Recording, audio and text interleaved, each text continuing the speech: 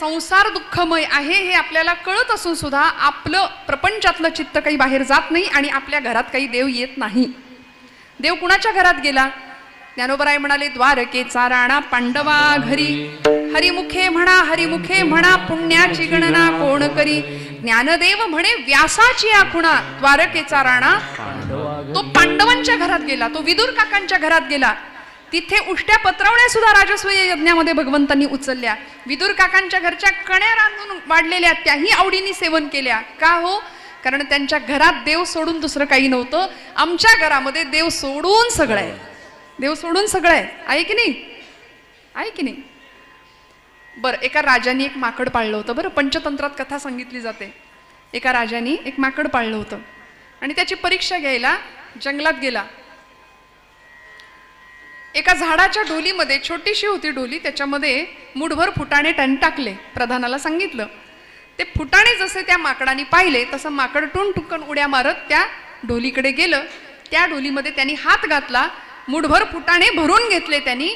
आता परिणाम असा झाला, फुटाण्यांनी भरलेली मूठ तिचा आकारमान वाढल्यामुळे मूठ काही केल्या बाहेर येईना. गरज काय होती? फुटाणे सोडून द्यायची, मूठ सोडून द्यायची, हात बाहेर आला असता. तो बराच वेळ खटपट करतोय, हात काही केल्या त्याचा बाहेर येईना. मूठ सोडायला तयार नाही. कोण? माकड. हा, तेच म्हटलं. आपली गोष्ट चालू आहे. सोडायची काय गरज आहे? गरज काय आहे? सोडायची गरज आहे. मी असं विचारलं होतं, संसाराला आपण धरलंय की आपल्याला संसाराने धरलंय? हा, आता दृष्टांत ऐकूया. त्या माकडाने ती मूठ सोडायला तयार नाही. कितीतरी वेळ खटपट करतोय, मूठ काही सुटेना, फुटाणे काही हातातनं बाजूला करायचे नाहीत. राजांनी प्रधानाला सांगितलं आणि एक भलं मोठं पेढ्यांचं ताट माकडाला दिसेल अशा अंतरावर ठेवलं. भरपूर पेढे होते त्याच्यात. माकड पेढ्यांकडे पाहतंय पण मूठ काही सोडायला तयार नाही. कोण? आता हेच प्रमाण गाथेमध्ये सांगते बघा. संतांच्या प्रमाणामध्ये सूर्याखालचं सगळं ज्ञान आहे. तुकोबरायांनी प्रमाण दिले, माकडे मुठीसी धरिले फुटाणे, तसा आमचा संसार सुटत नाहीये. महाराज म्हणतात, गरज होती फुटाण्यांची मूठ सोडली असती तर पेढे खायला मिळाले असते, पण तो पेढ्यांकडे सुद्धा बघतोय आणि फुटाणे सोडायला तयार नाही. म्हणजे आमचंही असंच होतं. सर्वोच्च सुख, त्या सुखाचा राजमार्ग संतांनी आम्हाला सांगितलाय, पण तरी सुद्धा नश्वर सुखाचा हव्यास आमचा काही सुटत नाही, अजिबात सुटत नाही. परवा एक मावशी भेटल्या होत्या मला, म्हणाल्या म्हणजे लग्न झालं त्यांच्या मुलाचं. सुनबाई घरात आल्या. 4 वर्ष शोध मोहीम चालू होती. सध्या अवघड आहे हो सगळंच. 4 वर्षानंतर सुनबाई लक्ष्मीच्या पावल्यांनी घरात आली. अगदी आनंद. लग्नामध्ये काय त्यांचा चेहरा होता, इतका आनंदी. पण 6 महिन्यांनी त्या मला भेटल्या, पण तसा चेहरा काही दिसला नाही. सगळा चेहरा पडलेला. म्हटलं का हो, 4 महिन्यापूर्वी तर तुम्ही इतक्या आनंदात होत्या, सुनबाई घरात आल्या, सगळं छान आहे का? त्यांचा चेहरा अजूनच कोमेजून गेला. म्हटलं काय झालं तरी काय? म्हणाले, अगं काय सांगू, 6 महिन्यामध्ये माझा मुलगा माझा राहिला नाही. 6 महिन्यामध्ये तो तिचा झाला. का? माझ्याशिवाय ज्याचं पान हलत नव्हतं, आई आई आई करणारं माझं बाळ माझ्याकडे बघत सुद्धा नाही, माझ्याशी बोलत सुद्धा नाही. म्हटलं जाऊ दे ना मावशी, प्रपंच असाच आहे, तो दुःखच देतो. जाऊ दे म्हणाल्या. मुलीचं कसं आहे? मुलगी छान आहे का तुमची? तिचाही प्रपंच सुरू झालाय, तिचाही विवाह झालाय, तिच्या सासरी ती सुखात आहे का? मग त्यांचा चेहरा एकदम खुलला. त्या म्हणाल्या, हा तिचं एकदम छान आहे, जावयाला असं मुठीत ठेवलंय म्हटलं तिने. म्हणजे ते चालतंय आणि इथं गडबड आहे. बरोबर ना?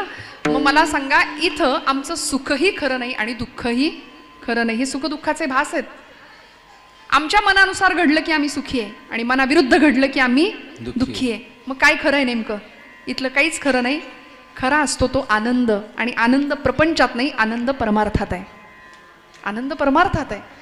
तो आनंद स्वरूप आहे. आनंद हे परमात्म्याचं स्वरूप आहे. पांडुरंग जेव्हा परमात्मा आम्ही पाहतो, भोलेनाथांना ज्यावेळी आपण पाहतो, त्यावेळी त्यांचं स्वरूप आम्हाला संतांनी सांगितलं. आनंद अद्वय नित्य निरामय,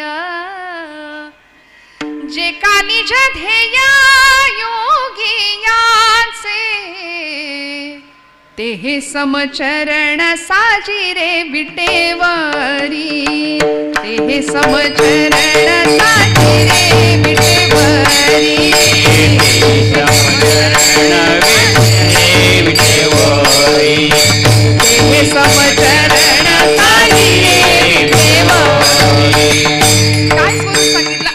सांगितलं अद्वय, नित्य आणि निरामय, त्याचं स्वरूप सांगितलं. तुकोबरायांना विचारलं, महाराज सांगा ना, तुम्ही ज्या परमात्म्याला पाहिलं तो परमात्मा नेमका कसा आहे? आम्हाला तर तो परमात्मा काही दिसत नाही. दिसलाय का इथं पोमेंडीत कुणाला देव दिसलाय? देवाला पाहिलंय कोणी? अहो, आपण निदान देवावर श्रद्धा आहे म्हणून इथं आलो. आज समाजामध्ये असा एक वर्ग आहे की जो देवाला मानतच नाही. बाबा महाराज सातारकर म्हणायचे, तुम्ही देवाला माना किंवा मानू नका, त्यांनी तुम्हाला मानलंय एवढं तरी माना. म्हणजे तो तुमचं विस्मरण होऊ देत नाही, याचं तरी विस्मरण होऊ देऊ नका. आणि ज्या दिवशी तो आपल्याला मानणार नाही त्या दिवशी आपल्या घरासमोर गर्दी जमेल.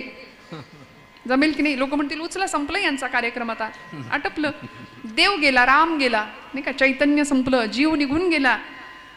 मग त्या परमेश्वराची सत्ता आहे किंवा त्याचं अस्तित्व, त्याचं सामर्थ्य आहे म्हणून आपला सगळा हा देह, सर्व देह चालविते, हालविते, बोलविते.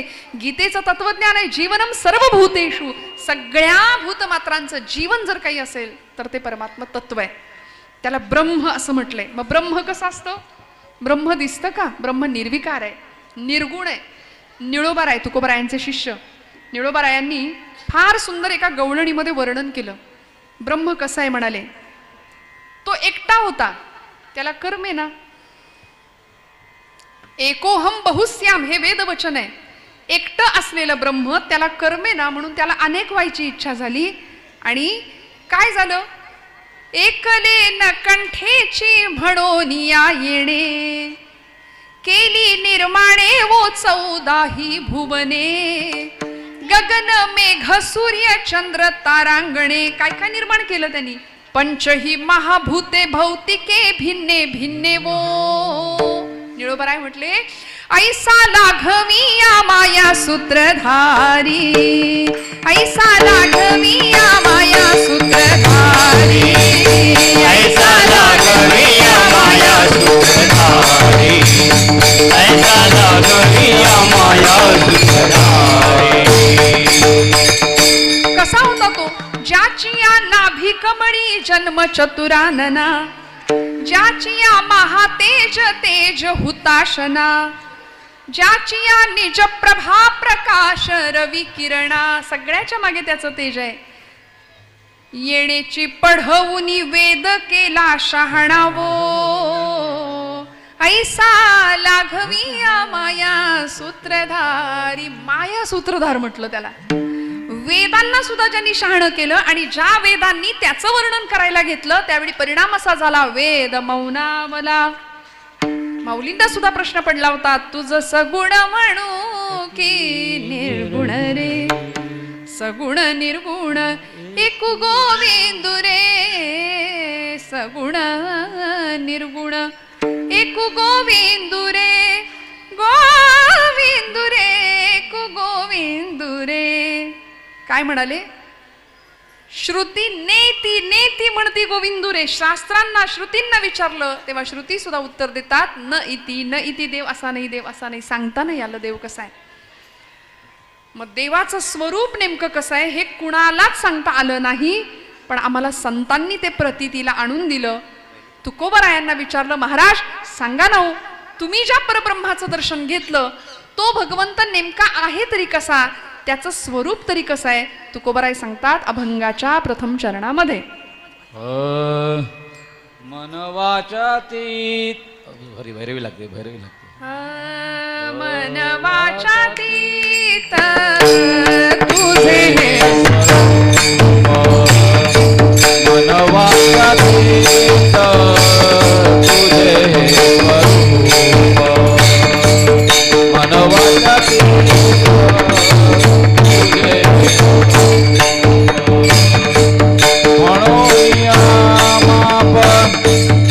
भक्ती केले म्हणून या माप, भक्ती केले भक्तीची या मापे, मोजितो अनंता, मोजितो या मापे, मोजितो अनंता.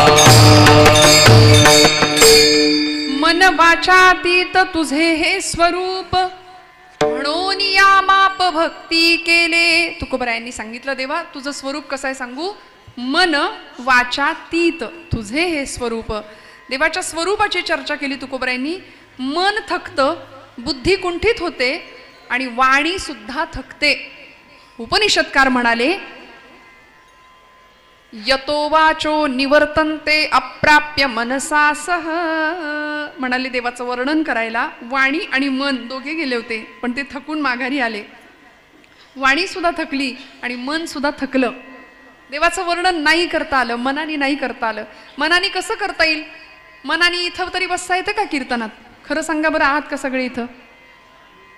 काय महिला मंडळ सगळे मनाची उपस्थिती आहे का तुमच्या. तुम्ही देहाने आहात पण मन सगळीकडे आमचं फिरतंय. हो ना, फिरतंय ना. हो म्हणतायत, सगळीकडे मन फिरतंय. तुम्ही कीर्तनात आहातच याची खात्री काय आहे. काय आहे खात्री. काय सांगितलं मी आत्ता. वाणी आणि मन भगवंताच्या चरणापर्यंत गेल्या आणि थकून आले. सांगता नाही आलं देव कसा आहे.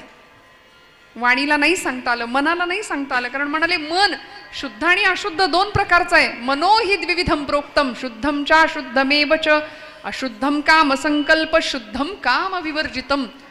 अशुद्ध मन आणि शुद्ध मन, जे विकारांच्या अधीन गेलंय ते अशुद्ध मन आहे आणि जे विकार विरहित आहे ते शुद्ध मन आहे.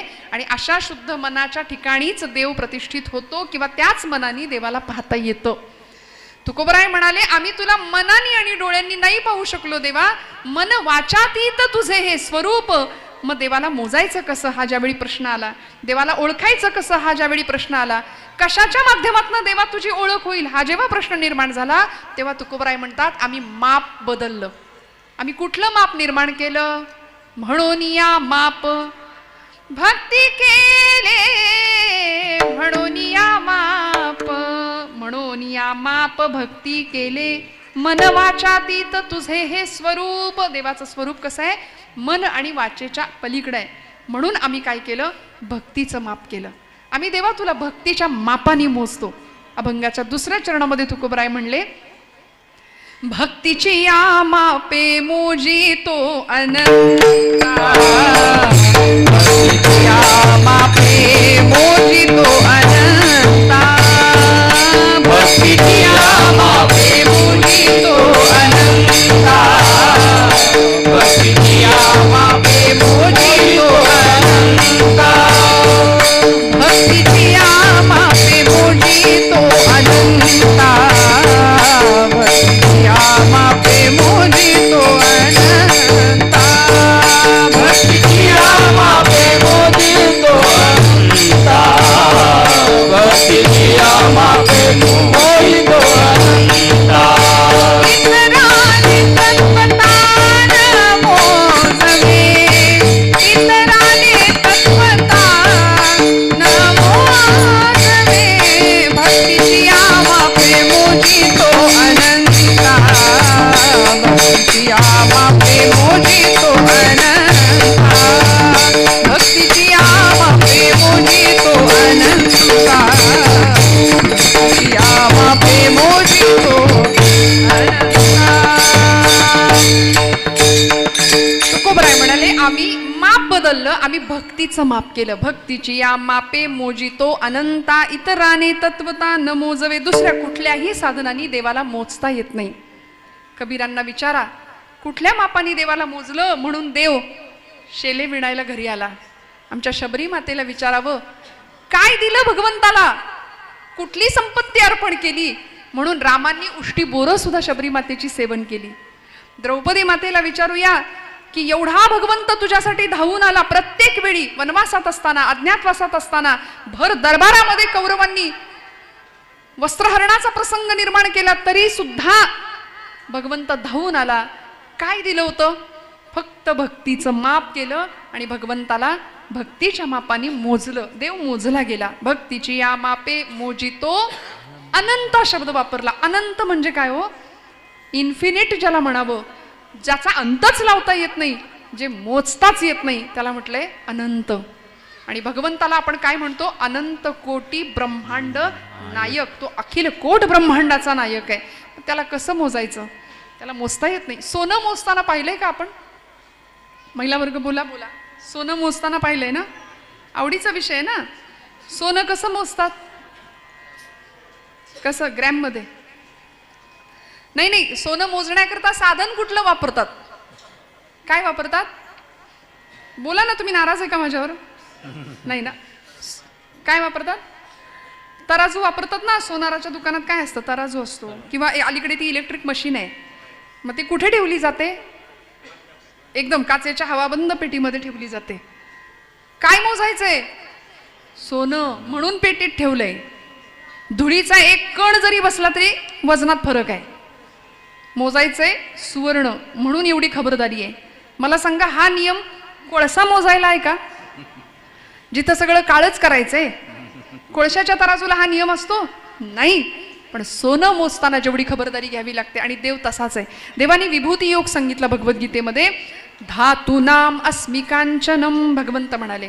मासानाम मार्गशीर्षोस्मी, 12 महिन्यांच्या मध्ये मार्गशीर्ष मास म्हणजे मी आहे. प्राण्यांमध्ये सिंह म्हणजे मी आहे. फुलांमध्ये गुलाब पुष्प म्हणजे मी. पांडवानाम धनंजय, हा 5 पांडवांच्या मध्ये तू म्हणजे मी. तसं भगवंत सांगतात, धातूनाम अस्मिकांचनम. सगळ्या धातूंमध्ये योग्य मार्गाने मिळवलेलं जे सुवर्ण आहे तिथं मी आहे. भगवंताची विभूती आहे ती. पण कुठल्या? योग्य मार्गाने. अयोग्य मार्गाने मिळवलेलं सुवर्ण तिथं कलीला राहायला जागा दिली परीक्षितीने. भागवताचं वर्णन आहे. त्यामुळे योग्य मार्गाने, म्हणून आमचा महिला वर्ग किंवा जुनी मंडळी सांगतात की महिला वर्गाने पायामध्ये सोन्याची जोडवी किंवा पैंजण घालू. बरोबर आहे ना? इकडं आहे ना नियम तसा? का घालतं कोणी? तुम्ही म्हणाल ताई आहे आमच्याकडं, मग काय करू? म्हटलं माझ्या गाडीत बरीच जागा आहे.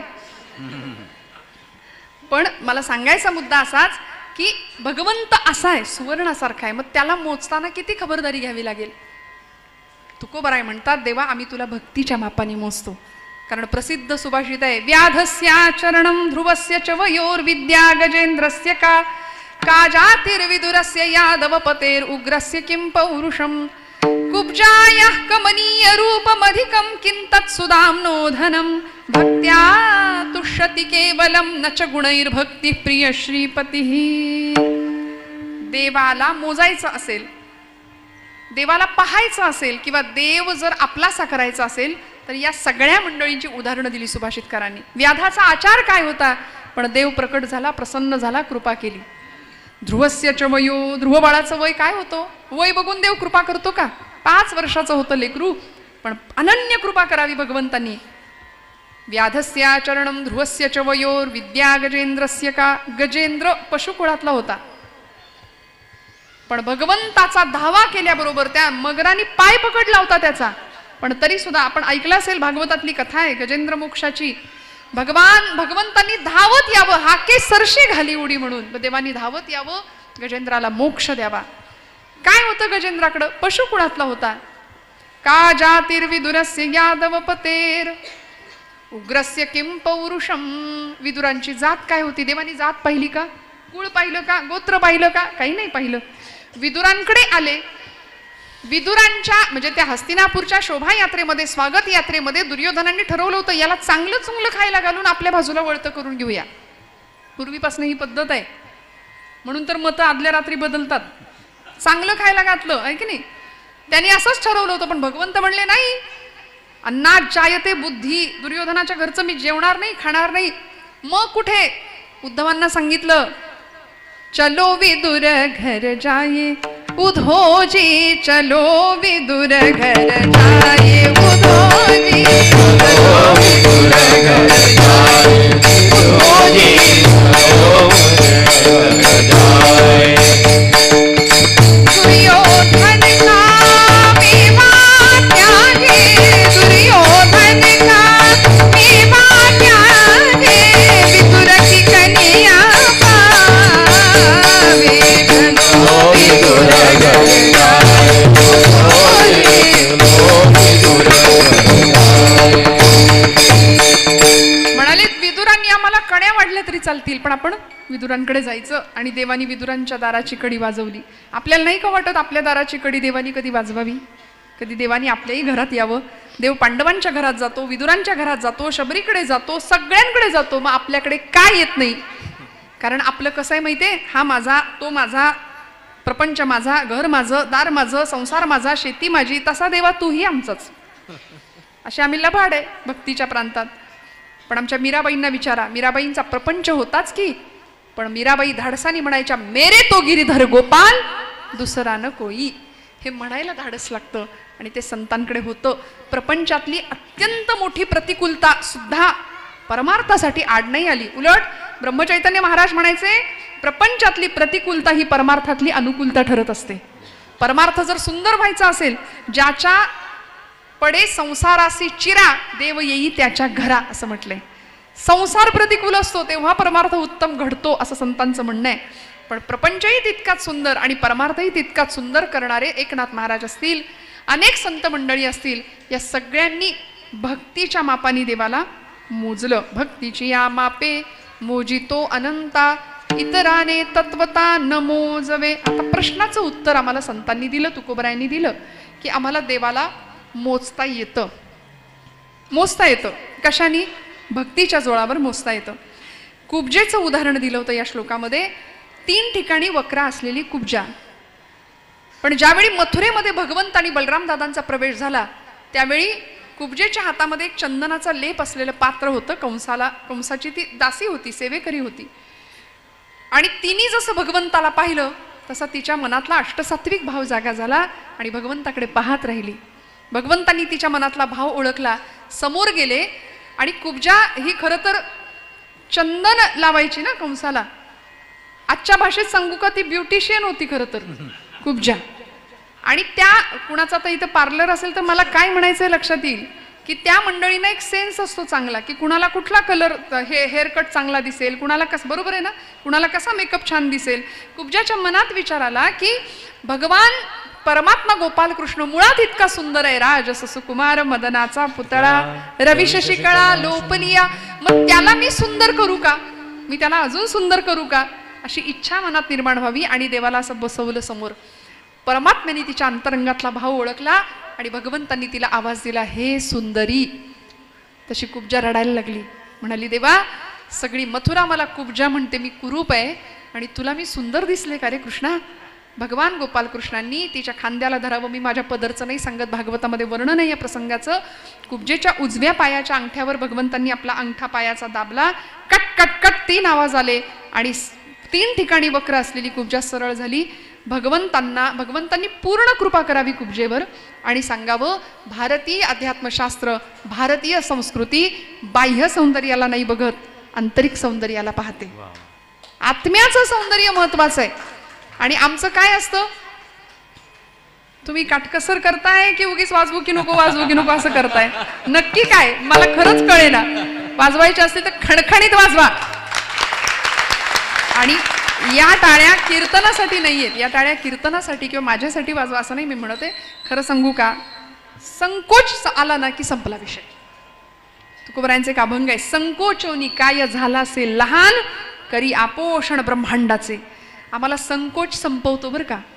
मानवी जीवन इतकं समृद्ध होऊ शकतं, अध्यात्मशास्त्रातली सच्चिदानंद ही पदवी घेऊ शकतो आपण या देहाने.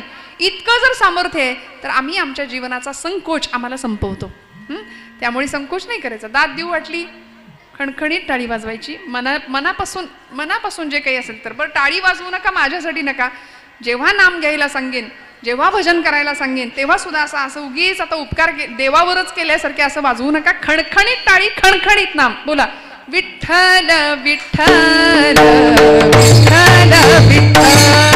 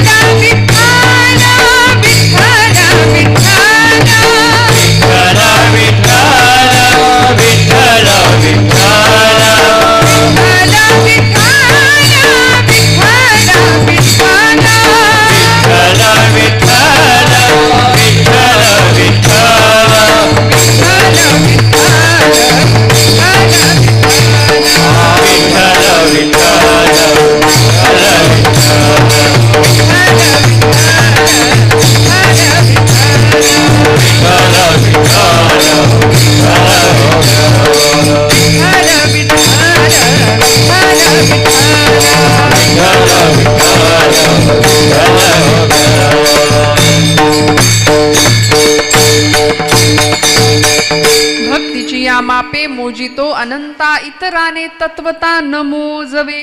देवाला मोजायला तुकोबरायांनी आम्हाला सांगून दिलं, आम्ही भक्तीचं माप वापरलं. मंडळी, भगवंताला अनेकांनी आपलंसं केलंय. जगद्गुरु संतश्रेष्ठ श्री तुकोबाराय आम्हाला ठामपणे सांगतात, प्रपंच दुःखदायकच होता, बरे झाले देवा निघाले दिवाळे, बरी या दुष्काळे पीडा केली. महाराज म्हणतात, संसार तापे तापलो मी देवा, करिता या सेवा कुटुंबाची. मला संसाराने प्रचंड त्रास दिला आणि मग मी ज्यावेळी पांडुरंग परमात्म्याकडे आलो तेव्हा लोकांनी मला वेड्यात काढलं.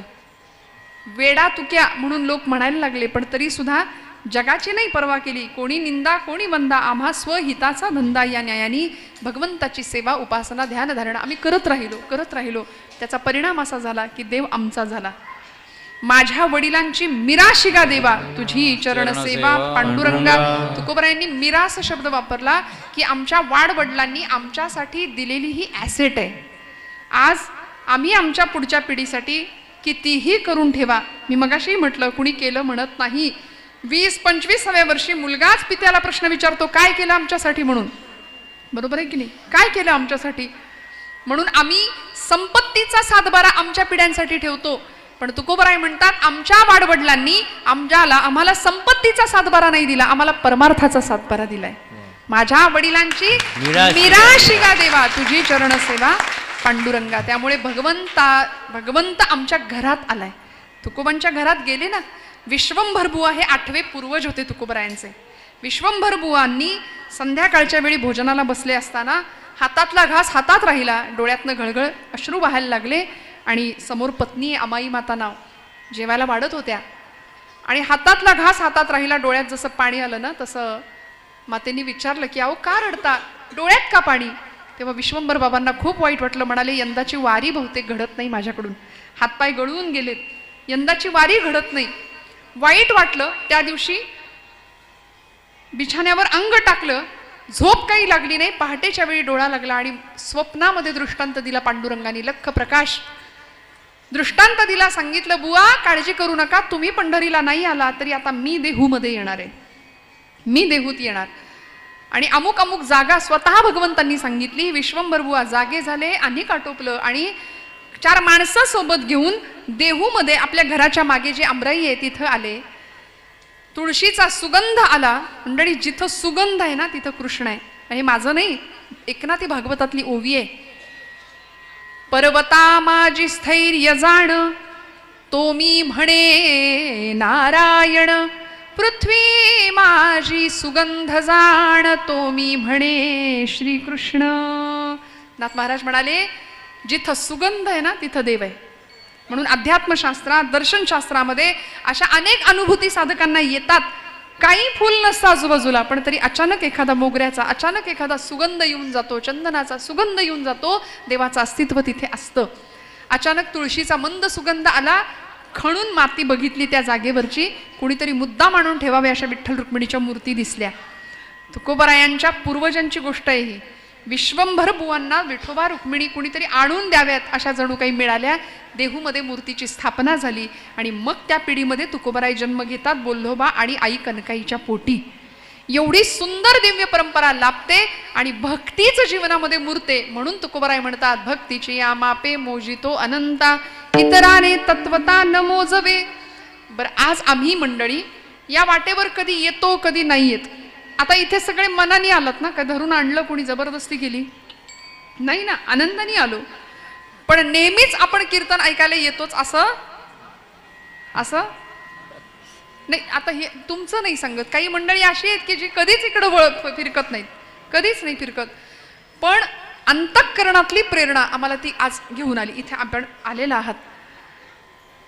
अनेकांचा विश्वास नाही, संशय आहे मनामध्ये, म्हणून आपण येत नाही. गीतेमध्ये सांगितलं, संशयात्मा विनश्यती. वारी आपण सगळी मंडळी, मला वाटतं इथून दिंडी जात असेल, वारी करत असाल, मला माहिती नाही, काही कल्पना नाही. पण वारीमध्ये आपल्याला माहिती आहे, हजारो लाखो लोक पायपीट करत असतात, ते सावळ परब्रह्म डोळ्यांनी पाहण्याकरता. का हो, काय मिळतं असं त्या वारीमध्ये? भगवान भोलेनाथांच्या समोर आज आपण आहोत, सोमेश्वरांच्या समोर आहे. सोमेश्वर हे भगवंताचे म्हणजे पांडुरंग परमात्म्याचे पहिले वारकरी आहेत बरं का. आदिनाथ हे पहिले वारकरी आहेत. का सांगते, भगवान भोलेनाथ, आजही तुम्ही पंढरपूरला गेलात तर भगवान भोलेनाथांचं मंदिर पांडुरंगाच्या मंदिरापासून काही अंतरावर आहे. कारण भोलेनाथ आलेत हे जसं भगवंतांना कळलं होतं तेव्हा भगवंतांनी वीट सोडून धावत येऊन आलिंगन दिलं होतं. आणि भगवंतांना ज्यावेळी पांडुरंग परमात्म्याला ज्यावेळी भोलेनाथांनी पाहिलं त्यावेळी भगवंत कसे होते माहितीये?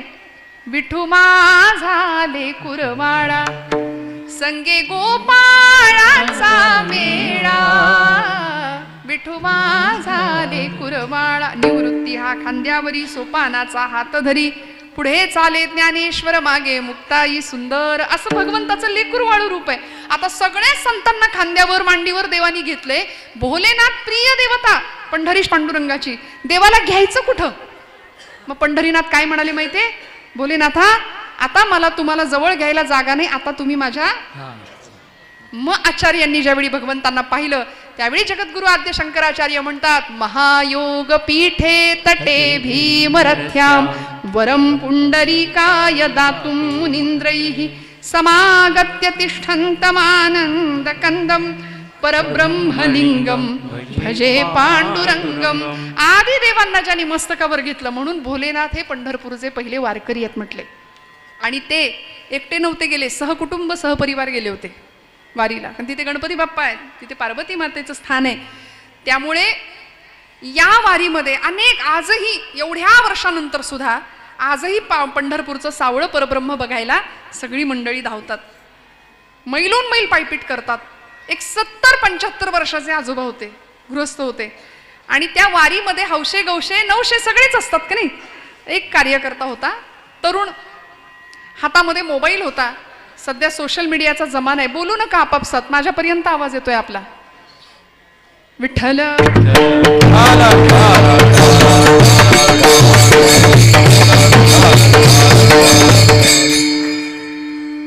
मी असं म्हटलं, पंढरपूरच्या त्या वारीमध्ये हौशे गौशे नवशे सगळे असतात. सोशल मीडियाचा जमाना आहे आत्ता. हातामध्ये मोबाईल असलेला एक कार्यकर्ता होता. रीलमध्ये दिसायचं असतं सगळ्यांना, रील करायच्या असतात सगळ्यांना सध्या. तो हातामध्ये मोबाईल घेऊन त्या आजोबांची मुलाखत घ्यायला लागला. म्हटलं, बाबा किती वर्षापासून वारी करताय? ते बाबा म्हणाले, ते आजोबा म्हणाले, तसं काही लेकरा सांगता नाही येणार मी कधीपासून वारी करतोय, तरी सुद्धा सांगा ना कधीपासून वारी करताय? म्हणाले, त्यांनी त्यांच्या खांद्यावर त्यांच्या नातवाला घेतलं होतं बरं का, आणि ते चालत होते. त्या गृहस्थानी त्या मुलांनी त्या तरुणांनी विचारलं, आजोबा कधीपासून वारी करताय? ते म्हणाले, तसं काही आठवत नाही, पण माझ्या खांद्यावर माझा नातू जसा बसलाय तसा मी माझ्या आजोबांच्या खांद्यावर बसून यायचो, तेव्हापासून मी वारी करतोय. ही निष्ठा होती, ही तपश्चर्या आहे. बर, आणि या सगळ्या नंतर सुद्धा त्या गृहस्थानी त्या मुलांनी प्रश्न विचारला. म्हणाले, बाबा एवढे वर्ष तुम्ही वारी करता, दिसला का पांडुरंग? भेटला का पांडुरंग? ते म्हणले, नाही रे बाळा, नाही दिसला पांडुरंग, नाही दिसला परमात्मा, नाही दिसला तरी वारी करता. काय मिळणार आहे वारीतून? आता बस घरी बसा, ठाईचं बैसोनी करा एक चित्त, आवडी अनंत आळ बाबा संतांनी सांगितलं ना, कशाला खटपट करता? म्हणले, कुडीत प्राण आहे तोपर्यंत वारी करणार.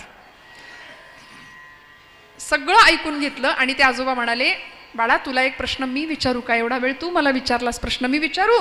ते म्हणाले, हा विचारा. म्हणाले, तुम्ही घरी कुत्रा पाळता का?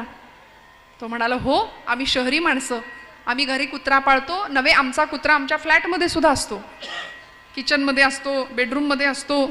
एक वेळ आमचे आई वडील घरात नसतील, पण आमचा म्हणजे आई वडील वृद्धाश्रमात, आणि कुत्र्याचे मात्र आम्ही लाड भरपूर करू. असे आम्ही शहरी माणसं, सोफिस्टिकेटेड मंडळी, आम्ही सुशिक्षित मंडळी. मग त्या आजोबांनी सांगितलं, आम्ही गावाकडची माणसं, शेतकरी माणसं, आम्ही सुद्धा कुत्रा पाळतो, पण आमचा कुत्रा आमच्या घरात नाही कधी येत, घराच्या पुढच्या अंगणात मागच्या अंगणात असतो. सुगीच्या दिवसामध्ये ज्यावेळी धान्याची रास आमच्याकडे पडते ना, त्यावेळी आमच्या वाड्या वस्त्यांचं तो राखण करतो, रक्षण करतो. एखाद्या मध्यरात्री जर आमच्या वस्तीमध्ये एखादा चोर शिरला तर आमचा कुत्रा भुंकतो, आणि त्याचं भुंकणं ऐकून, चोराला तो त्यांनी पाहिलं, त्याचं भुंकणं ऐकून पलीकडच्या वस्तीतला कुत्रा भुंकतो, त्याचं भुंकणं ऐकून त्या पलीकडच्या वस्तीतला कुत्रा भुंकतो. असं करता करता करता त्या मध्यरात्री एक 15-20 कुत्री एका वेळी भुंकायला सुरुवात करतात. ते आजोबा म्हणले, चोराला कोणी पाहिलं होतं? चोराला कुठल्या कुत्र्यानी पाहिलं होतं? सगळ्यांनी पाहिलं होतं का? एका कुत्र्यानी पाहिलं होतं, पण भुंकले मात्र सगळे. अजून नाही का रे प्रकाश पडला तुझ्या डोक्यात? अरे प्राण्यांना कळतं आपल्या कुणावर तरी पूर्ण विश्वास ठेवायचा असतो, काहीतरी संकट आहे आपल्या कुणावर तरी विश्वास ठेवायचा असतो. हे जर प्राण्यांना कळतं तर आम्ही माणसासारखी माणसं आहे. आम्ही नाही बघितला पांडुरंग, पण आमच्या ज्ञानोबांनी पाहिलाय, आमच्या तुकोबांनी पाहिलाय, आमच्या समर्थांना रामप्रभू दिसलेत. कितीतरी वेळा समर्थ रामदास स्वामींनी रामाचं दर्शन घेतलं त्यांच्या आयुष्यामध्ये, कितीतरी वेळा घेतलं. पण आपल्याला रामदर्शन व्हावं याकरता खटपट केली, याकरता खटपट केली. मग सेवी तो हा रस वाटी तो अनेका, घ्या रे होऊ नका रानभरी. बस एक दृष्टांत सांगणार फक्त. आमचं लक्ष बाहेर आहे, आम्हाला परमात्मा दिसेल मिळेल, पण कधी? ज्ञानोबरायांना विचारा ना, माऊली तुम्ही कसा पाहिला हो? अनंत रूपे अनंत वेशे देखिला म्या त्यासी, बाप रखुमा देवी वरू खूण बाणली तैसी, तो म्या देखिला साजणी योगिया दुर्लभ, तो म्या देखिला साजणी. योग्यांना दुर्लभ असलेला परमात्मा मी पाहिला, तो हा रे श्री हरी पाहिला डोळे भरी. हे जर ज्ञानोबरायांचं वचन असेल किंवा त्यांचा अनुभव असेल तर आपल्यालाही परमात्मा दिसावा याकरता संत वैकुंठीचे वासी होते. पण आलो याची कारणासी, आम्ही इथं आलो तुम्हाला हा ब्रह्म साम्राज्याचा आनंद देण्याकरता आलो, त्या अनंताला कसं पाहायचं हे सांगण्याकरता आलो, आणि भक्तीच्याच मापाने त्याला पाहता येतं, त्याला मोजता येतं हे सांगण्याकरता आलो. बघा, एक गृहस्थ प्रवास करतोय, रेल्वेचा प्रवास आहे, भलं मोठं अंतर आहे, एक 2-3 दिवसाचा प्रवास आहे. आणि त्या प्रवासामध्ये धनिक होता, खिशामध्ये कॅश होती त्याच्या भरपूर, आणि प्रवास सुरू आहे. रेल्वेच्या ज्या डब्यामध्ये तो बसला होता त्या डब्यामध्ये समोरच्या बर्थवर एक गृहस्थ होता आणि तो चोर होता. त्या चोराने या माणसाकडचे पैसे पाहिले होते, याच्याकडे भरपूर कॅश आहे. कुणी विक्रेता आला की खिशातनं पैसे काढायचे, त्याला द्यायचे, परत खिशात ठेवून द्यायचे, असं त्याचं चालू होतं. त्या चोराने बरोबर पैशांवर नजर ठेवली, म्हणाला संध्याकाळी आता हा झोपला हे पैसे मी प्राप्त करणार, हे पैसे मी मिळवणार. रात्री बरोबर तो धनिक गृहस्थ झोपी गेला आणि चोरांनी त्याच्या खिशामध्ये हात घातला, पैसे काही मिळाले नाहीत. सगळीकडे शोधलं, पैसेच मिळेनात, वैतागला, झोपी गेला. दुसऱ्या दिवशी त्या गृहस्थानी सकाळी उठल्याबरोबर परत खिशातून पैसे काढले. चोर म्हणाला मी याच खिशात पाहिले होते, मला दिसले नाहीत, मग ठेवले असतील कुठे? आज म्हणाला आज मी चुकणार नाही, आज मी चोरणार पैसे. आता चोराचं काम काय, दुसरं काय येऊ? त्या दिवशी संध्याकाळी खिशातून पैसे त्यांनी, तो झोपी गेला आणि चोरांनी ठरवलं आता आज पैसे चोरायचे. त्यांनी परत शोधाशोध केली, त्याला काही पैसे मिळाले नाहीत. वैतागला, व्यापला, कंटाळला, झोपी गेला. दुसऱ्या दिवशी सकाळी त्या गृहस्थासमोर बसला, परत त्यांनी खिशातून पैसे काढताना चोरांनी पाहिले आणि चोरांनी, तो म्हणाला आता आपली ओळख याला देऊया. म्हणाला मी तुमच्या खिशातले पैसे चोरण्याचा गेले 2 दिवस झालं विचार करतोय किंवा मी प्रयत्नही केला, पण मला पैसे मिळाले नाही. तुम्ही खिशातून पैसे काढताना, म्हणजे पैसे काढताना तुम्ही खिशातून काढताय, पण मी ज्यावेळी शोधतो त्यावेळी मला तुमच्या खिशात पैसे दिसत नाही. मी चोर आहे, मला तुम्ही पैसे देऊ नका, फक्त सांगा ठेवत कुठे होता. म्हणाले कुठे ठेवता तुम्ही पैसे? तो गृहस्थ म्हणाला बाळा तू सगळीकडे शोधत होतास, पण तुझ्या उशीखाली शोधायचं विसरत होतास.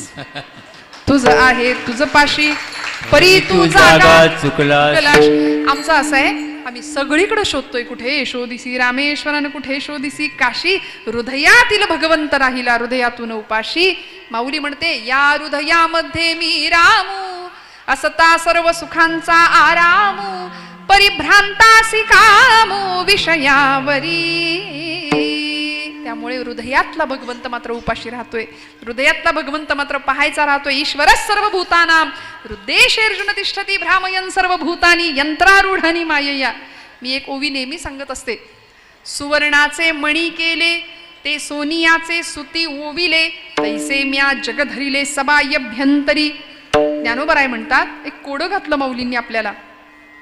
सोन्याची तार आणि सोन्याचा मणी घेतला, सोन्याचा मणी सोन्याच्या तारेमध्ये ओवला. आता सांगा तारेत मणी आहे की मण्यात तार आहे? विठ्ठल विठ्ठल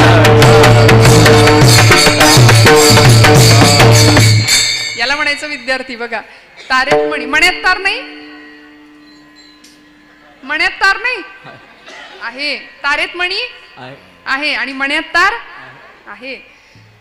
नक्की उत्तर देता येत नाही या गोष्टीचं. मण्यात तार आहे की तारेत मणी, हे दोन्ही जसं एकमेकात आहे तसं माऊली म्हणतात, तैसे म्या जग धरिले सबायभ्यंतरी, तसा मी जग निर्माण केलंय, मीच जगात नटलोय आणि एवढं सगळं जग संपवून शेवटी उरणारे सुद्धा मीच. तू का म्हणे देह नव्हे मी हे सरे, उरला उरे विठ्ठल. शेवटी उरतं काय तर भगवत तत्व जे निर्गुण निराकार आहे आणि त्या तत्वाला आम्हाला ओळखता आलं पाहिजे. पण सध्या मी म्हटलं ना, आम्हाला देव सोडून सगळं लागतं. आम्ही असे बांधावर उभे राहतो आमच्याच आणि येणाऱ्या पाहुण्याला म्हणतो ते झाड दिसतंय का, तिथपर्यंत सगळं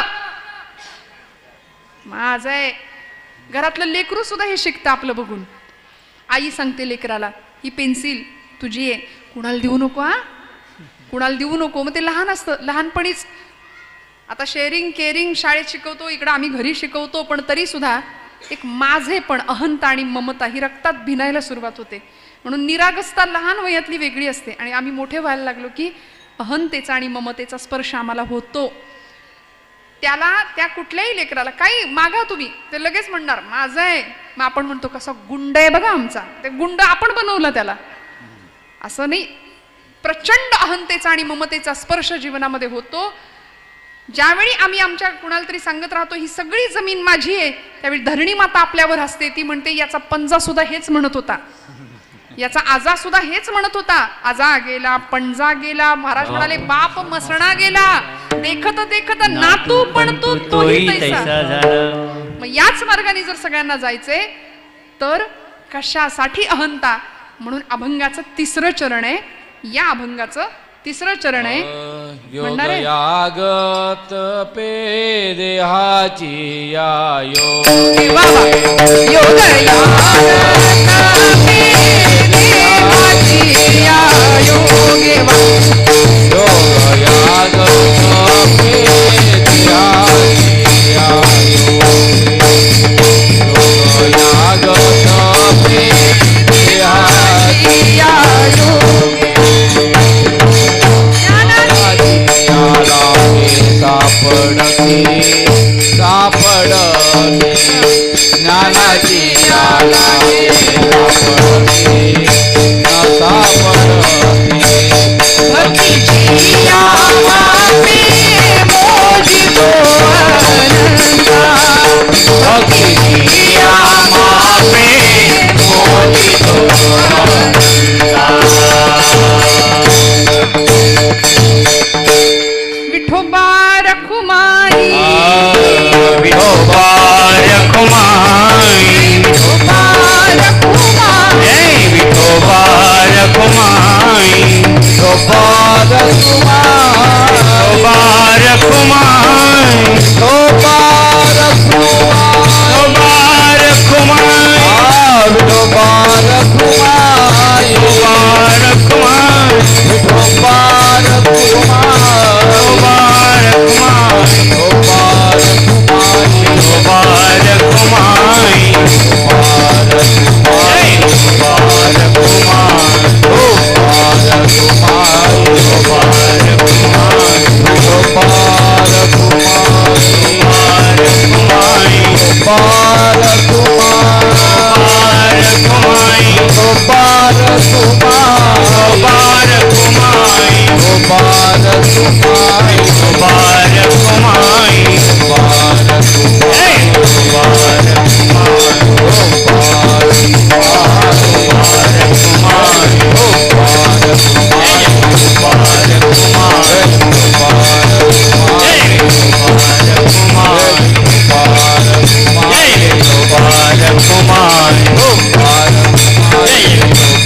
विठोबा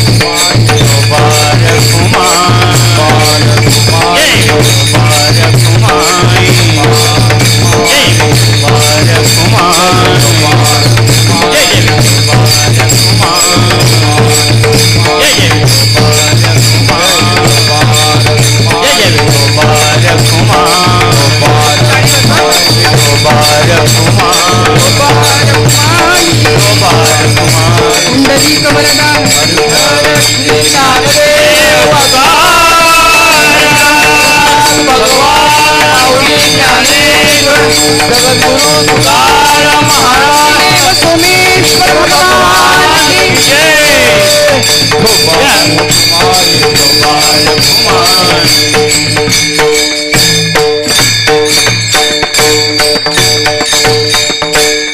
मन वाचातीत तुझे हे स्वरूप म्हणून या माप भक्ती केले भक्तीची या मापे मोजितो अनंता इतराने तत्वता न मोजवे योग याग तपे देहाची या योगे ज्ञानाची या लागे न सापडसी भक्तीची या मापे मोजितो अनंता इतराने तत्वता न मोजवे. तुकोबराय म्हणले योग याग तपे देहाची या योगे ज्ञानाची या लागे न सापडसी. योग याग तप ही सगळी साधनं भगवंताला प्राप्त करणारी आहेतच, पण त्या साधनांमधून अहंता निर्माण होण्याचा धोका आहे. ज्ञानी माणसाला अहंकार लवकर होतो, अज्ञानी माणसाला अहंकार होत नाही. समर्थ रामदास स्वामींचा श्लोक आहे, जेणे मक्षिका भक्षिली जाणीवेची तया भोजनाची रुची प्राप्त कैची अहम भाव ज्या मानसीचा विरेना तया ज्ञान हे अन्न पोटी जिरेना. ज्ञानी माणसाला अहंता होते, अज्ञानी माणसाला अहंकार होत नाही. त्यामुळे देवाला भोळा भाव खूप आवडतो. म्हणून या सगळ्या साधनातनं निर्माण होणारी अहंता आमच्या परमार्थातली खूप मोठी अडसर ठरू शकते. म्हणून देवाला आवडतो तो भोळा भाव, त्याला भोळा भाव द्यायचाय. भोळा म्हणजे वेडं नव्हे. आपण म्हणतो हे भोळा आहे, भोळा म्हणजे वेडा नाही. ज्ञानानंतर आलेली ती सहजता असते, आणि अशी सहजता तर तुमच्या माझ्याकडे असेल तर तुकोबराय म्हणता, तुका म्हणे आम्ही भोळ्या भावे सेवा घ्यावी जी केशवा करीतो ऐसी. आमची सेवा ही भोळ्या भावाची. देवाला मोजण्याचा एक द्वारकेमध्ये ज्यावेळी भगवंत राहत होते, झालंय माझं कीर्तन एक 10 मिनिटात संपवणार आहे. द्वारकेमध्ये ज्यावेळी भगवंत राहत होते त्यावेळी प्रमुख अष्टनायिका आणि 16,108 राण्या, म्हणजे अष्टनायिका आणि 16,100 अशा राण्या होत्या देवांच्या. म्हणजे 16,108 नायिकांचा तो पती होता. द्वारकेमध्ये भगवंतांचा गृहस्थाश्रम सुरू आहे. ज्यावेळी नरकासुरासोबत भगवंतांचं युद्ध झालं, त्या युद्धामध्ये देवांना एक वृक्ष मिळाला होता सत्यभामा देवींकडून. सत्यभामा देवींना प्राजक्त पारिजातक इंद्राकडून तो प्राजक्त वृक्ष आणला आणि सत्यभामेच्या महालासमोर लावला होता. त्याची सगळी फुलं शेजारच्या महालाच्या अंगणात पडायची, आणि तो महाल होता रुक्मिणी आईसाहेबांचा. देवांना त्या दिवसापासनं प्रापंचिक कटकटीला सामोरं जावं लागलं. बघा, देवाला पण चुकलं नाही. म्हणजे इतके दिवस भगवंत शांततेत सगळं सुरू आहे, आणि जसा ते पारिजातक अंगणात आला सत्यभामा देवींच्या, तशी त्याची फुलं रोज रुक्मिणी आई साहेबांच्या अंगणात पडायची. रुक्मिणी माता रोज त्या फुलांचा हार करायच्या आणि देवांच्या गळ्यात घालायच्या. देव म्हटले तरी मी रोज आठवणीनं काढून ठेवतो. पण एखाद दिवशी राहिला तर सत्यभामेचा आहेर मिळायचा घरचा. प्रचंड व्यापले देव, आणि या सगळ्या संकटातनं मला कोण सोडवणार अशी चिंता देवाला लागली. बघा ना, आपल्याला संकट आलं की आपण देवाला आठवतो. देवावर संकट आल्यावर देवानी कुणाला आठवायचं? देवानी संतांना आठवावं. अशा वेळी देवर्षी नारद आले, आणि नारदांनी या सगळ्या संकटातनं देवांना सोडवतो असं आश्वासन दिलं. सगळ्यांना आपल्याला दृष्टांत माहिती आहे, हा कथा माहिती आहे. हरिविजय ग्रंथामध्ये श्रीधर कवींनी या प्रसंगाचं खूप सुंदर वर्णन केलंय. सत्यभामा देवी त्या झाडाला तोडायला निघाल्या होत्या. त्यावेळी देवर्षींनी विचारलं होतं, भामे काय तुझी इच्छा आहे? सत्यभामा म्हणाल्या, कृष्ण परमात्मा माझ्या एकटीचे जन्मोजन्मी झाले पाहिजेत. मजमनीचा हाची भावो जन्मोजन्मी कृष्ण लवला हो पावावया सुगम उपावो व्रत तपे की दाने. परमात्मा माझ्या एकटीचे झाले पाहिजेत. नारद म्हणाले, त्यासाठी झाड तोडायची गरज नाही. जी व्यक्ती आपल्याला जन्मोजन्मी प्राप्त व्हावी असं वाटते त्या व्यक्तीचं दान या जन्मात करावं लागतं. देव तुला हवे असतील तर या जन्मात त्यांचं दान कर.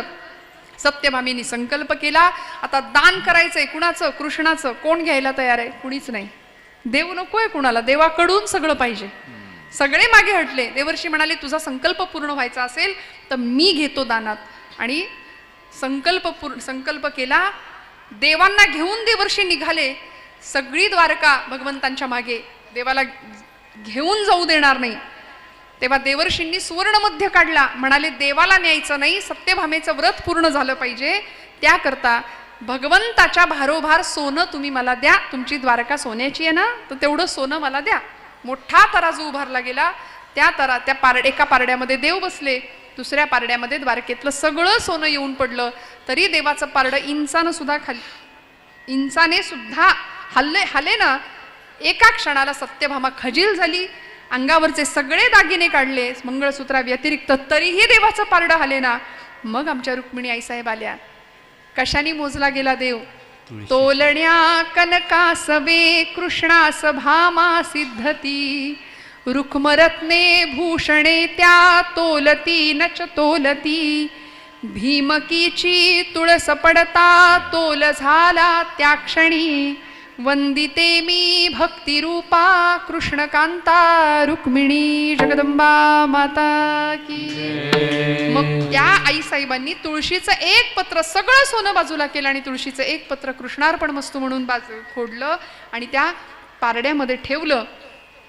त्या क्षणी म्हणजे त्रिभुवन श्रीमंताला सुद्धा महासती वृंदेच्या पातिव्रत्यापुढे आणि तिच्या अतुलनीय भक्तीच्या सामर्थ्यापुढे झुकावं लागलं. तुळशी पत्राचं पारडं दणकन खाली आले आणि भगवंताचं पारडं उचललं गेलं. देव मोजला गेला. भक्तीची या मापे मोजितो अनंता, इतराने तत्वता न मोजवे. महाराज म्हणाले आम्ही जी सेवा करतो ना ती भोळ्या भावाची सेवा आहे. सध्याची सेवा, त्या सेवेतून आम्हाला मेवा पाहिजे असतो.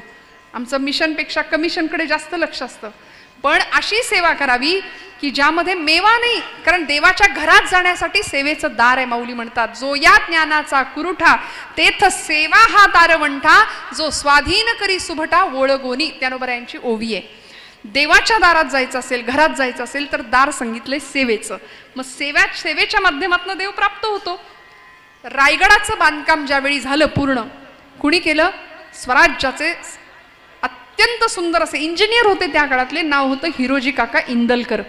हिरोजी काकांनी पूर्ण स्वराज्याच्या रायगडाची बांधणी केली. रायगड बांधून झाला. राजांनी हिरोजी काकांना बोलावून घेतलं. म्हणाले काका काय बक्षिसे देऊ तुम्हाला? हिरोजींनी मुजरा घातला राजांना. म्हणाले राजे बक्षीस काहीच नको, फक्त एक इच्छा पूर्ण करा. ह्या सगळा गड बांधून झाल्यानंतर गडाच्या शेवटच्या पायरीला एक चिरा लावतो आणि त्या चिऱ्यावर लिहितो सेवेचे ठाई तत्पर हिरोजी इंदलकर. हजारो मावळे उद्या या पायरीवरनं चालत जातील, हजारो शिवभक्त या पायरीवरनं चालत जातील, त्यांची धूळ माझ्या नावावर पडेल. बस माझ्या जीवनाचं सार्थक झालं. ही सेवा, हा सेवाभाव. गड आला पण सिंह गेला, हा तानाजी मालुसऱ्यांचा इतिहास आपण जाणता. आधी लगीन कोंढाण्याचं मग माझ्या रायबाचं, हा इतिहास या मातीचा आहे. त्यामुळे आपण अशा मातीत आहोत मंडळी की जी माती त्यागाची आहे, बलिदानाची आहे. जिथं रक्त सांडलं धर्मासाठी, जिथं रक्त सांडलं बलिदान दिलं गेलं, आणि आपण मात्र जातीपातीची राजकारण करत भांडत बसलो विनाकारण. म्हणून आमचे गुरुजी नेहमी सांगतात आम्ही हिंदू म्हणून एकत्र यायला हवं. संत्र्यासारखी अवस्था झाली आमची. वरून दिसायला दिसतोय भगवे सगळे, पण फोडल्यानंतर सगळ्या फोडी वेगळ्या आहेत. हा अमुक जातीचा, तो तमुक जातीचा, आहे की नाही? आणि त्यांची अवस्था टरबुजासारखी आहे. दिसायला सगळे टरबूज कसं दिसायला भाग दिसतायत, पण फोडल्यानंतर सगळं एकसंध आहे. मुंबऱ्यामध्ये कोणतरी पोरगी उभी राहते आणि ती म्हणते सगळा मुंबरा हिरवा करून टाकणारे आम्ही. बरोबर आहे ना? सगळा महाराष्ट्र हिरवा करायला निघाले. भगवा हटावचे नारे घुमतात. मला असं वाटतं भगवा हटाव नंतर बोला, पण आधी रोज पूर्व क्षितिजावर आमच्या एक भगवा उगवतो तो हटवून दाखवा. काय भगवे हटवणार हो? ज्या भगव्यासाठी माझ्या छत्रपतींनी स्वराज्याचा एवढा मोठा घाट घातला, त्या भगव्यासाठी जर आम्ही जातीपातीची भांडण आणि राजकारण करत बसलो, इतकी दुर्दैव आमच्या मनुष्य जातीचं, आमच्या मानव प्राण्याचं. कुणीतरी गेलंय आणि गेल्यानंतर सुद्धा आम्ही राजकारण करतो त्याच्यावरती. मला सांगा माणूस, मग बहिणाबाईंना प्रश्न विचारायला लागला, मानसा मानसा कधी वशील माणूस, लोभापायी मानसाचा झाला रे कानूस. अरे मानसा मानसा तुझी नियत बेकार, तुझ्या परिस बरं गोठ्यातलं जनावर. आज आम्ही मेलेल्या मड्याच्या टाळूवरचं लोणी सुद्धा खायला पुढे मागे न पाहणारी माणसं आजूबाजूला पाहतो. विधभर जमिनीच्या तुकड्यासाठी एकमेकांचे खून पाडणारे भावंड पाहतो एकाच घरातली. त्यावेळी त्या मातेला, त्या पित्याला किती दुःख होत असेल याची कल्पना करूया. भोगवाद आणि चंगळवादाच्या आहारी गेलेली माझी तरुणाई, व्यसनाधीनतेच्या आहारी गेलेली माझी तरुण भावंड, मी हात जोडून सांगते, आपल्याला, आपण गाडीवर बसता, खूप वेगाने आपण गाड्या पळवता. आपल्याला असं वाटतं का मी खूप हँडसम दिसतो, मी खूप तरुण आणि मी खूप स्मार्ट वगैरे दिसतो. तसं नाही, आपण मूर्ख दिसता. तुम्हाला राग आला तरी चालेल माझा, कारण 9 महिने 9 दिवस एका आईनी रक्ताचं सिंचन करून उदरामध्ये वाढवायचं, प्राणांतिक यातना सहन करून जन्म द्यायचा, आणि मग हे असं काहीतरी व्यसन किंवा नको त्या चंगळवादाच्या आहारी जाऊन आम्ही आमच्या जीवनाचं उद्ध्वस्त करून घेणं हे कितपत योग्य आहे. यापुढे जाऊन जर पराक्रम करायचाच आहे तर सीमेवर जाऊया. सीमेवर पाठवायला आई वडिलांचं काळीज वाघाचं असावं लागतं. शत्रूची गोळी छाताडात भेदून घ्यायला काळीज वाघाचं असावं लागतं. तिथे काहीतरी पराक्रम गाजवूया, आणि तिरंग्यात लपेटून घरी आलात तर सगळं जग तुमचं कौतुक करेल. नको तिथे प्राण एका सेकंदाच्या चुकीपायी आम्ही रस्त्यावर असेच संपून जाऊ का? मला असं प्रामाणिकपणे सांगावंसं वाटतं. मंडळी, कुणाचाही द्वेष नको, ईर्षा नको, मत्सर नको. परमेश्वराने दिलेलं हे जीवन इतकं सुंदर आहे. कोण्याही जीवाचा न घडो मत्सर. आमच्याकडून कर्मपूजा घडावी, कर्माची फुलं भगवंताच्या चरणावर समर्पित करावी, आणि सत्कर्म माऊलींनी सांगितलं, तया सत्कर्मी रती वाढो भूता, परस्परे पडो मैत्र जीवांचे. एकमेकांच्या प्रती सौहार्दता, स्नेह, संवेदनशीलता. पूर्वीचा काळ असा होता, माणसं गरीब होती पैशानी, पण मनाची श्रीमंती होती. घराघरामध्ये टीव्ही नव्हता, आणि ज्या घरामध्ये टीव्ही असायचा, ब्लॅक अँड व्हाईटचा जमाना, त्या घरामध्ये टीव्हीवर काहीही जरी लागलं तरी घरातलं एक माणूस कायम अँटिन्यावर असायचं. खरंय की खोटंय सांगा? मुंग्या गेल्या का, आल्या का असायचं ना, पण तरी समाधानी होती हो सगळी, तरी आनंदात होती, तरी सुखात होती. आता हातामध्ये रिमोट आहे आमच्या पोरांच्या, 250 चॅनल आहेत त्याच्यावर, एक चित्र धड 1 मिनिटाच्या वर तो बघत नाही. हातात मोबाईल आहे, स्क्रोलिंग चालू आहे, रील बघतायत. बुद्धी स्थिर नाही राहत आहे. प्रचंड चंचल अवस्था झाली चित्ताची, मनाची. आणि यातून जर बाहेर पडायचं असेल तर आमचे संत आणि त्यांनी आम्हाला दिलेले ग्रंथ, बस एवढाच जीवन जगण्याचा उत्तम मार्ग. तुकोबरायांच्या एका वचनाने भैरवीने आपण शेवट करूया.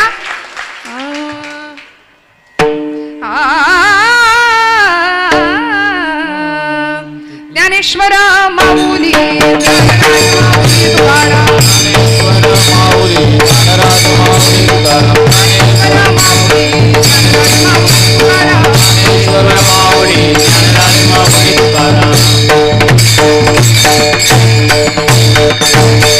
तुका म्हणे आम्ही भोळ्या भावे सेवा, तुका म्हणे आम्ही भोळ्या भावे सेवा, तुका म्हणे आम्ही भोळ्या भावे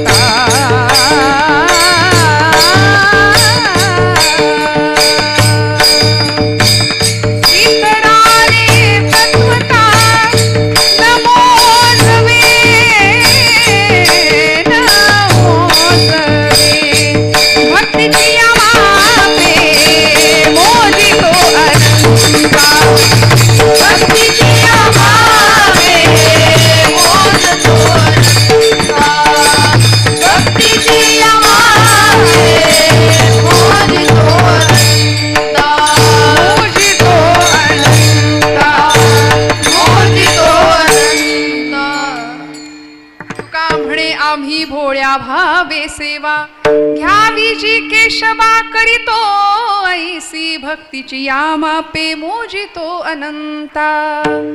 झालेली सेवा भगवंत चरणावर समर्पित करते. बोलत असताना काही वेडवाकडं गेलं असेल तर मोठ्या अंतकरणाने क्षमा करा. या लेकरांसाठी एकदा टाळ्या वाजवा, त्यांना आशीर्वाद द्या. कारण ती खरं तर दुरून आज कीर्तनासाठी खास आली.